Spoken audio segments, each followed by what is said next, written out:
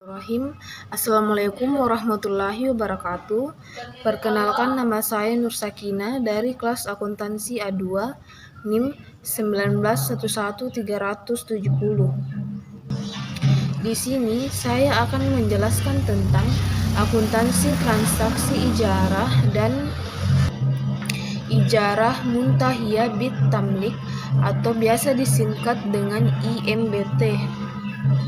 Langsung saja ke definisi dan penggunaan. Ijarah dan ijarah muntahiyah bit tamlik atau IMBT merupakan transaksi sewa-menyewa yang diperbolehkan oleh syariah. Akad ijarah merupakan akad yang memfasilitasi pemindahan hak guna atau manfaat atas suatu barang atau jasa dalam waktu tertentu melalui pembayaran sewa atau upah tanpa diikuti pemindahan kepemilikan barang. Adapun akad IMBT memfasilitasi transaksi ijarah yang pada akhir masa sewa penyewa diberi hak pilih untuk memiliki barang yang disewa dengan cara yang disepakati oleh kedua belah pihak.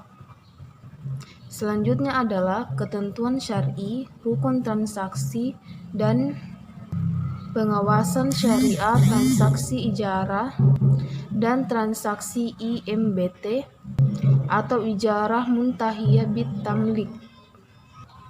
Yang pertama, ketentuan syar'i transaksi ijarah dan IMBT. Berdasarkan terminologi, ijarah adalah memindahkan kepemilikan fasilitas dengan imbalan. Penyewa dalam sudut pandang Islam meliputi dua hal, yaitu pertama, penyewa terhadap potensi atau sumber daya manusia, dan kedua, penyewaan terhadap suatu fasilitas. Ketentuan syar'i transaksi ijarah diatur dalam Fatwa DSN nomor 9 tahun 2000. Adapun ketentuan syar'i transaksi ijarah diatur dalam Fatwa DSN nomor 44 tahun 2004. Sedangkan ketentuan syar'i IMBT diatur dalam Fatwa DSN nomor 27 tahun 2000. Yang kedua adalah rukun transaksi ijarah. Rukun transaksi ijarah meliputi yaitu transaktor, yaitu penyewa dan pemberi sewa. Implikasi perjanjian sewa kepada bank syariah sebagai pemberi sewa adalah menyediakan aset yang disewakan, menanggung biaya perolehan aset, dan menjamin bila terdapat cacat pada aset yang disewakan. Bagian B yaitu objek ijarah, yakni fasilitas dan uang sewa meliputi pembayaran sewa dan manfaat dari penggunaan aset dalam ijarah, dan kemudian C, ijab dan kabul yang menunjukkan serah terima baik berupa ucapan atau perbuatan dan merupakan persyaratan dari kedua belah pihak yang berkontrak. Dan selanjutnya adalah rukun transaksi ijarah untuk pembiayaan multijasa. Pembiayaan multijasa dengan skema ijarah adalah pembiayaan yang diberikan oleh lembaga keuangan syariah kepada nasabah dalam memperoleh manfaat atas suatu jasa dengan menggunakan akad ijarah. Pembiayaan multijasa hukumnya boleh atau jaiz dengan menggunakan akad ijarah atau kafalah. Dalam hal lembaga keuangan syariah menggunakan akad ijarah, maka harus mengikuti semua ketentuan yang ada dalam fatwa ijarah. Dan selanjutnya adalah rukun transaksi IMBT. Berdasarkan Fatwa DSN nomor 27 tahun 2002, disebutkan bahwa pihak yang melakukan transaksi IMBT harus melakukan akad ijarah terlebih dahulu. Dengan demikian, pada akad IMBT juga berlaku semua rukun dan syarat transaksi ijarah. Adapun akad perjanjian IMBT harus disepakati ketika akad ijarah ditandatangani. Selanjutnya, pelaksanaan akad pemindahan kepemilikan baik dengan jual beli ataupun pembelian harga dapat dilakukan setelah masa ijarah selesai.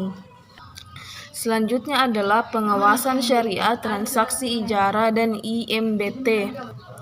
Yang pertama adalah memastikan penyaluran dana berdasarkan prinsip ijarah tidak dipergunakan untuk kegiatan yang bertentangan dengan syariah. Dan yang kedua adalah memastikan bahwa akad kepemilikan pengalihan dalam IMBT dilakukan setelah akad ijarah selesai.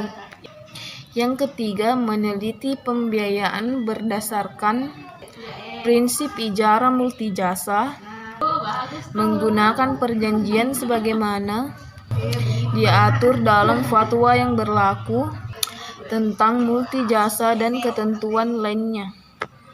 Dan ketentuan lainnya antara lain ketentuan standar akad. Dan yang keempat, memastikan ujrah atau fee multijasa dengan menggunakan akad ijarah telah disepakati di awal dan dinyatakan dalam bentuk nominal, bukan dalam bentuk presentase. Selanjutnya adalah cakupan standar akuntansi ijarah dan IMBT. Ketentuan akuntansi untuk transaksi ijarah diatur dalam PSAK nomor 107 yang berlaku untuk penyusunan dan penyajian laporan keuangan mulai pada atau setelah tanggal 1 Januari 2009. Standar ini memuat tentang mekanisme akuntansi, transaksi, dan ketentuan tentang pengakuan dan pengukuran transaksi yang terdapat dalam skema ijarah baik untuk pemberi sewa maupun penyewa. Beberapa hal yang dicakup dalam standar ini adalah pengukuran dan pengakuan biaya perolehan, penyusutan, pendapatan, beban, dan pemindahan kepemilikan.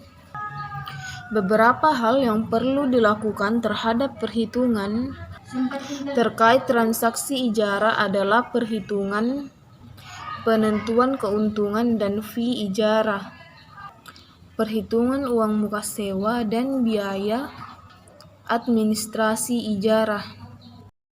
Ini adalah pengakuan penyusutan aset yang diperoleh untuk ijarah. Berdasarkan PSAK 107, objek ijarah jika berupa aset yang dapat disusutkan atau diamortisasi sesuai dengan kebijakan penyusutan atau penyusutan untuk aset sejenis selama umur manfaatnya atau umur ekonomisnya. Dalam hal ini, penyusutan aset ijarah dapat diakui setiap bulan ketika pendapatan diakui. Pengakuan penyusutan mengakibatkan meningkatnya rekening beban penyusutan dan rekening akumulasi penyusutan. Sekian penjelasan materi dari saya, kurang lebihnya mohon dimaafkan. Billahi fisabilil haq, fastabiqul khairat. Assalamualaikum warahmatullahi wabarakatuh.